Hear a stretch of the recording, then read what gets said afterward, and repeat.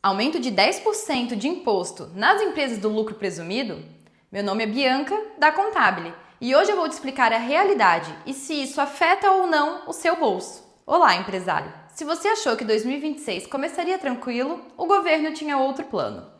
Foi no dia 26 de dezembro de 2025 que a Lei Complementar 224 foi aprovada, alterando a carga tributária do lucro presumido. E para ajudar, a Receita Federal soltou a regulamentação desta lei no dia 31 de dezembro. O resumo? Aumentaram a carga tributária para quem está no lucro presumido e fatura bem. O principal, a alíquota do imposto não mudou. O que mudou foi a presunção do lucro, ou seja, a base de cálculo utilizada para calcular dois tributos.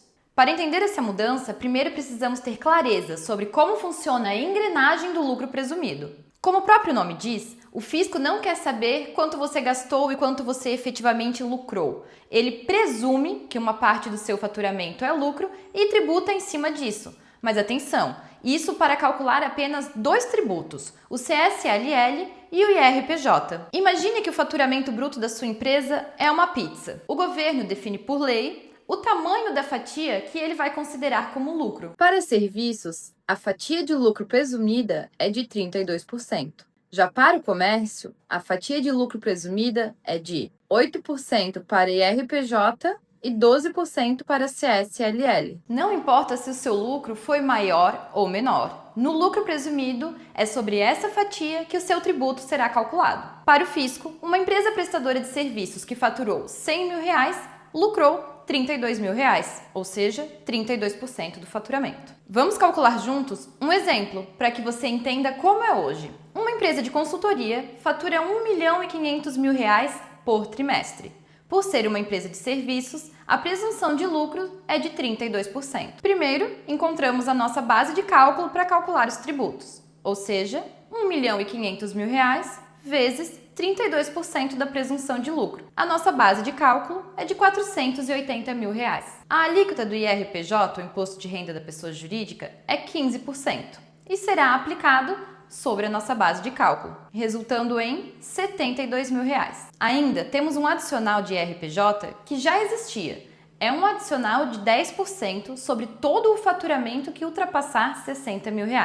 Ou seja, empresas que faturam muito já pagam mais imposto. Nesse caso, o excedente gerou um adicional de R$42 mil. Agora, vamos calcular o CSLL, que tem uma alíquota de 9%. Devemos multiplicar sobre a nossa base de cálculo, que foi o nosso lucro presumido, e temos um total de R$43.200. Nota, ainda temos o ISS, o PIS e o COFINS, mas esses tributos são calculados diretamente sobre o faturamento e não sobre a presunção de lucros. O total devido de IRPJ e CSLL por essa empresa até ano passado era de R$157.200. Agora, o governo decidiu que se a sua empresa fatura mais de R$5 milhões por ano ou R$1,25 milhão por trimestre, ela deve pagar mais sobre o excedente. É como se o governo dissesse: se você fatura muito, você provavelmente é mais eficiente, então seu lucro é maior e eu vou tomar uma fatia maior da sua pizza. Antes, a Receita entendia que 32% do seu faturamento era lucro. Agora, sobre o excedente do teto, ela considera que o seu lucro é 10% maior. Ou seja, a base salta de 32% para 35,2%. A boa notícia é que essa presunção maior se aplica somente sobre a fatia que ultrapassar o teto, ou seja, os 5 milhões anuais ou 1,25 milhão trimestral. Exemplo prático, vamos pegar aquela mesma empresa de serviços que fatura 1,5 milhão por trimestre. Até o 1,25, ela vai continuar com a mesma presunção de lucro de 32%.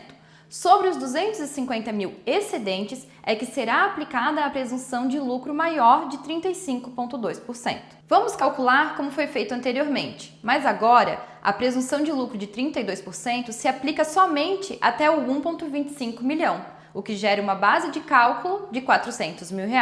O IRPJ sobre essa base de cálculo resulta em R$60 mil e o CSLL resulta em R$36 mil. Agora, para calcular os tributos em cima desse excedente, a gente precisa buscar a nova base de cálculo, ou seja, 35,2% de presunção vezes os 250 mil excedentes, o que resulta em R$88 mil. O IRPJ totaliza em 13.200 e o CSLL em 7.920. O adicional de IRPJ sobre o que ultrapassa 60 mil seria calculado somando as duas bases, ou seja, 400 mil mais 88 mil, se reduz os 60 mil vezes 10%, totalizando 42.800 de adicional de IRPJ. Vocês não precisam saber fazer todos esses cálculos. Eu estou trazendo desenhadinho para que vocês entendam a diferença do antes e o depois. Hoje, essa mesma empresa passa a pagar R$ 159.920 de CSLL e IRPJ por trimestre. O aumento foi de R$ 2.720 no trimestre, um aumento de 1,73%. Ou seja, para as empresas que não ultrapassam os 5 milhões anuais ou 1,25 milhão trimestral, nada muda. Para as empresas que faturam um pouco acima do limite, talvez não se sinta tanto o aumento na carga tributária. Mas e uma empresa de serviços que fatura 17 milhões e meio por trimestre? Ela teria um aumento de 9,31% na sua carga tributária de CSLL e IRPJ, um aumento de R$ 200 mil por trimestre e R$ 800 mil por ano se mantiver a mesma faixa de faturamento. É uma boa quantia de faturamento a mais do governo, não é mesmo? E um detalhe de atenção, inclusive para contabilidades: o limite é anual, mas a apuração é trimestral. O que significa na prática?